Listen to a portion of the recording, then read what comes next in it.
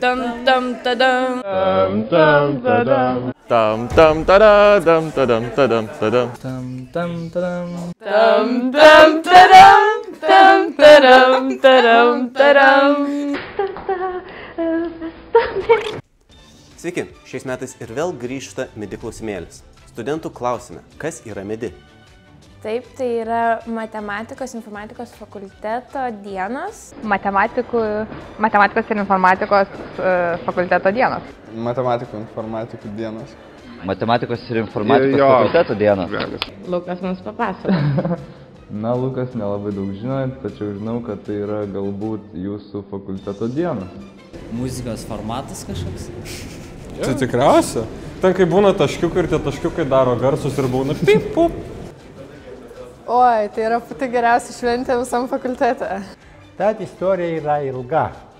MIDI dienų tikėtėsi pavadinimai. Buvo MADI, MIDI ir taip toliau. O dabar mes pakalbinsime mūsų ekspertą Kazytį Juraitaitį, kuriam papasakojame visus atsakymus.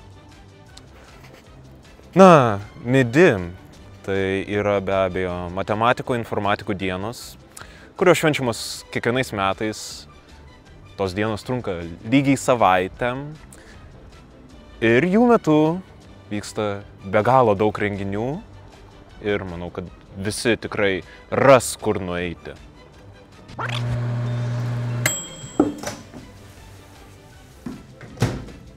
Galbūt žinai, kelintas šiais metais yra MIDI?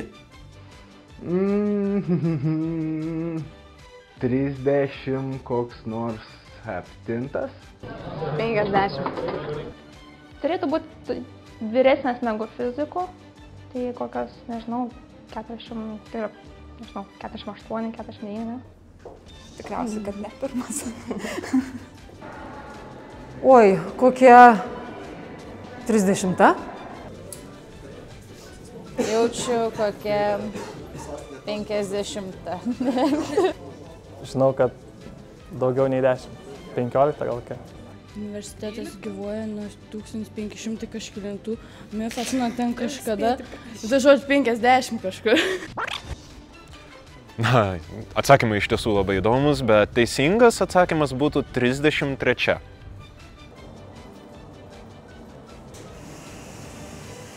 Galbūt žinai, kokia šiemet MIDI tema?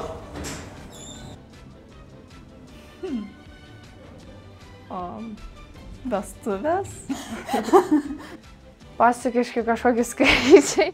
Nu, tikriausiai, kad vestuvės. Tolerancija. Kaimo buitis ir vestuvės. Čia vestuvės? Formali. Ofisas. Žinau, kad tema balkaniškos vestuvės. Tema balkaniškos vestuvės. Na, tema šių metų yra balkaniškos vestuvės.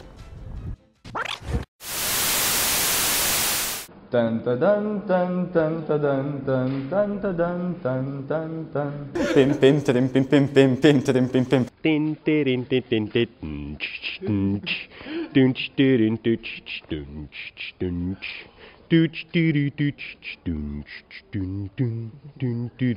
tin tin